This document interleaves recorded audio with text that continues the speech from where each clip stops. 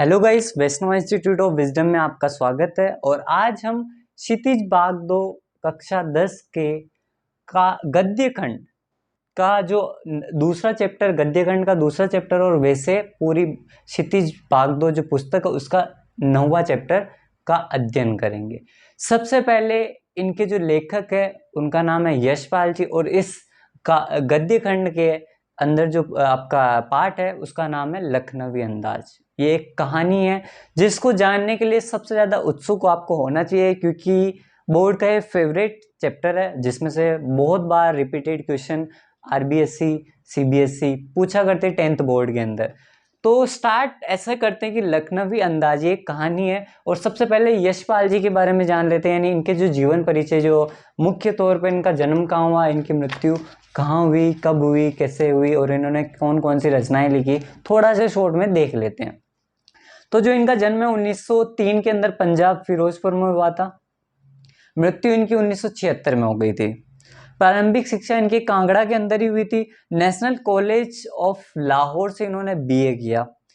उनका जो परिचय है वो भगत सिंह से हुआ, यानी ये जो समकालीन थे ना भगत सिंह जी के, लाहौर में जब पढ़ा करते थे, बीए ग्रेजुएशन करते थे, उस टाइम पे क्या है कि भगत सिंह जी के सबसे ज़्यादा करीबी इनको माना जा सकता है। वहाँ उनका परिचय भगत सिंह से हुआ, वह सुखदेव से हुआ। स्वाधीनता संग्राम की क्रांतिकारी की धारा से इनका जो जुड़ाव था ना वो काफ़ी बहुत ज़्यादा ही था। यशपाल जी की जो रचनाओं में आम आदमी के सरोकारों की उपस्थिति होती है। सामाजिक विषमता, राजनीतिक पाखंड, रूढ़ियों के खिलाफ इन्होंने काफ़ी रचनाएं करी। कहानी संग्रह में ज्ञानदान, तर्क का तूफान, पिंजरे की दुकान या पिंजरे की उड़ान, या फिर दुलिया फूलों का कुर्ता, ये इनकी मुख्य कहानी संग्रह था। झूठा सच उपन्यास, भारत विभाजन की त्रासदी का धार्मिक दस्तावेज था। उपन्यास में इन्होंने जो लिखा अमिता दिव्य पार्टी, ठीक है, दादा कामरेड, मेरी तेरी, उसकी बात। भाषा स्वाभाविकता, भाषा की जो स्वाभाविकता था वो था एक सजीवता उनकी एक रचना की विशेषता थी, जिसके अंदर जो है ना स्वाभाविक जो एक चीज होती है, स्वाभाविक में क्या है, स्वाभाविकता एक चीज है जो इन्होंने इनकी विशेषताओं में बताया। और इनका सबसे इम्पोर्टेंट जो 1903 में पंजाब फिरोजपुर में इनका जन्म हुआ, मृत्यु इनकी 1976 में हुई। इन्होंने जो सबसे ज्यादा जो जुड़ाव इनका उस समय जब ग्रेजुएशन कर रहे थे, बीए की जब डिग्री ले रहे थे, तो इनका जो परिचय हुआ वो भगत सिंह और सुखदेव से हुआ। अब जो कहानी है इसकी शुरुआत करते हैं। कहानी की शुरुआत इस प्रकार होगी कि जैसे मान लेते हैं लखनवी अंदाज। अब लखनवी अंदाज क्या है, तो जो लखनवी अंदाज एक कहानी के माध्यम से हम समझेंगे कि जो यशपाल जी है ना, यशपाल जी क्या करते हैं, मेनली जो यशपाल जी है वो ट्रेन की एक यात्रा करते हैं। ट्रेन की यात्रा कर उनको करीबी, यानी जब ट्रेन में वो बैठते हैं, यानी ऐसा समझ लो कि यहाँ से हम इस स्टेशन से बैठ रहे तो अगले स्टेशन है, उससे अगले स्टेशन करीबी स्टेशन पे इनको जाना था। तो इन्होंने सोचा क्यों ना सेकंड क्लास का टिकट ले लिया जाए।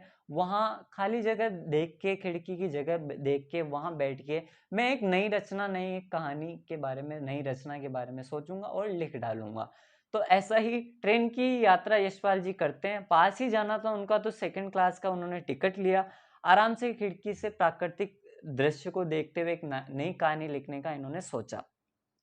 पैसेंजर ट्रेन छूटने ही वाली थी और इनफैक्ट छूट चुकी थी। जैसे वो शुरू हुई तो एकदम से लेखक चढ़े, यानी यशपाल जी डिब्बे में चढ़े सेकंड क्लास के टिकट लेके। तो एक डिब्बे में जैसे चढ़े ना, तो अनुमान इनका ये था मन में कि वहां खाली होगा, पर उसके विपरीत वहां जगह खाली नहीं थी। एक एक ऐसे आदमी बैठे थे जो बड़े नवाब जैसे दिखते थे, ठीक है। तो इनका जो इन्होंने सोचा था मन ही मन की मुझे खाली डिब्बा मिल जाएगा, पर ऐसा उनके साथ हुआ नहीं। डिब्बे में पहले से ही एक लखनवी अंदाज और एक लखनवी नवाब की नस्ल का एक सज्जन विद्यमान था, यानी विराजमान था उस सीट के ऊपर जहां ये बैठे, उसके बिल्कुल जस्ट अपोजिट साइड, यानी इनके सामने। उनके सामने मतलब जहां जैसे मान लेते ये नवाब साहब है, मैंने डायग्राम भी बता रखा है, ये नवाब साहब है। इधर यशपाल जी एकदम से इस डिब्बे में चढ़ते हैं, तो इनकी जो सीट पे है ना, इनके तौलिए के ऊपर दो चिकने जो है आपके खीरे खीरे ककड़ी होते हैं जो सलाद के रूप में हम काम लेते हैं, तो दो खीरे तौलिए के ऊपर जो टाविल होता है, टाविल के ऊपर बिल्कुल चिकने चिकने यानी धोए हुए रखे हुए थे।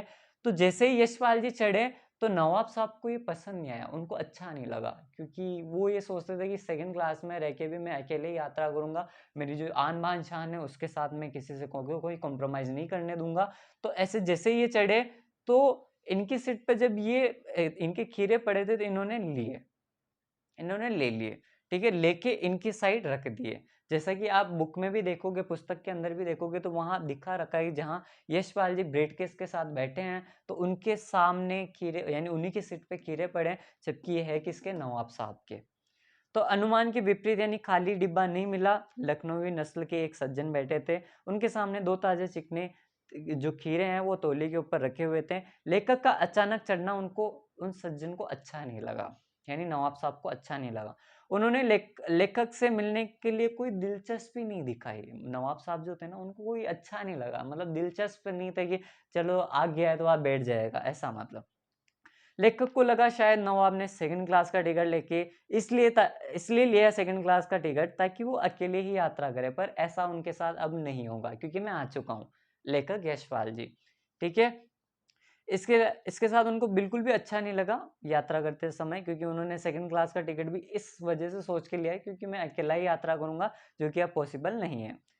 तो उन्होंने क्या कि एक कनखी नज़र से, मतलब वो खिड़की की साइड देख रहे थे, नवाब साहब जो है खिड़की की साइड देख रहे थे, पर उनकी जो नज़रें थी ना वो साइड की जो नज़रें, हम किसी को देख मतलब कोई हमारे साइड में बैठा होता है तो हम देखते किसी और साइड, पर कन की नज़रों से बार बार उसको साइड वाली नज़र से जब देखते हैं तो उसको कहते हैं कन की नज़र, ठीक है। जो चोरी वाली नज़र, चोरी से किसी को हम देखते हैं तो उसको कहते हैं कन की नज़र। तो उन्होंने शायद खीरा ककड़ी भी अकेले सफर में वक्त काटने के लिए ही खरीदा होगा, ऐसा कौन सोच रहे हैं, यशपाल जी अकेला यात्रा करना चाहते थे सेकंड क्लास का टिकट लेके भी, और फिर उन्होंने जो खीरे ककड़ी जो रखे हुए थे उनका मानना, ऐसा मन ही मन ही सोच रहे थे यशपाल जी कि सफर उनका अच्छा कटे, इसलिए उन्होंने खीरा और ककड़ी खरीदा होगा। पर ये सफेद पोश यानी अपने बारे में सोच रहे हैं कि मेरी वजह से इनका जो एक वो अंदाज या इनका जो एक आनंद वाला जो पल था वो शायद मैंने इनसे छीन लिया।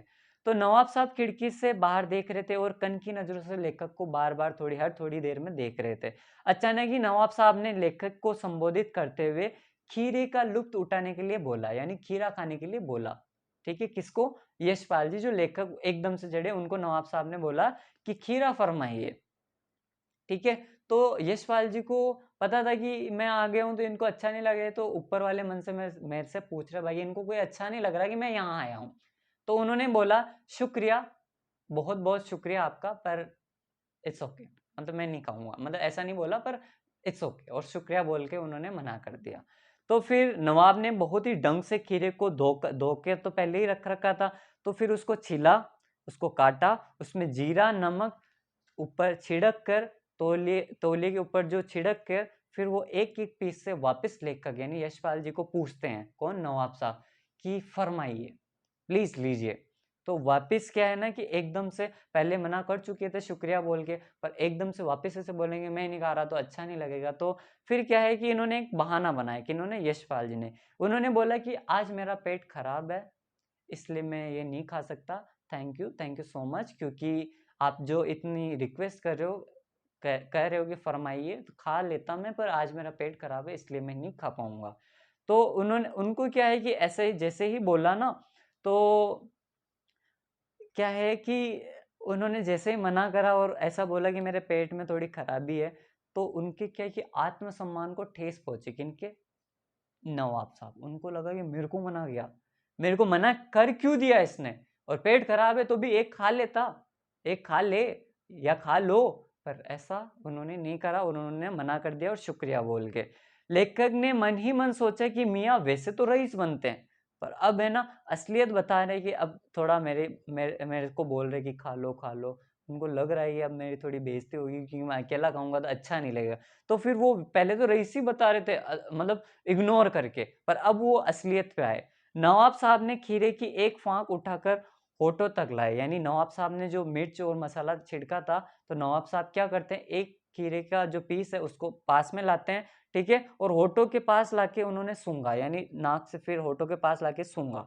खीरे की स्वाद का आनंद उनकी जो है ना पलके बंद हो गई थी, यानी जो इतना अच्छा लगा उनको सूंघ के कि उनकी जो आंखें हैं दोनों पलके उसके उनको बंद हो गई, यानी उनको इतना आनंद महसूस हुआ।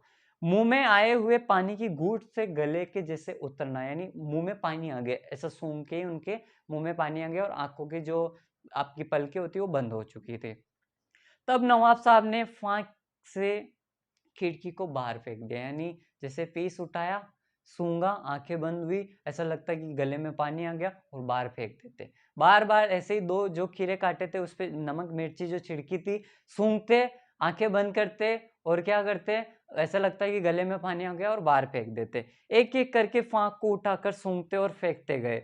फिर सारी फांक को जब फिक गई तो उन्होंने तौलिए से हाथ को और होठों को पोंछा और फिर गर्व से लेखक की ओर देखा और इस नायाब इस्तेमाल से देखकर वो थक कर लेट गए। कौन? नवाब साहब।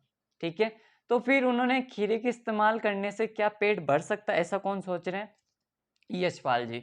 वो सोच रहे कि तौलिया है, उससे हाथ पोंछे, मुंह पोंछा और वापस सो गए उनको देखकर। तो उन्होंने सोचा कि क्या खीरे के इस्तेमाल किए बिना ही पेट भर सकता है? तो जैसे ऐसा वो सोचने लगे तो उधर से नवाब साहब ने डकार मारी।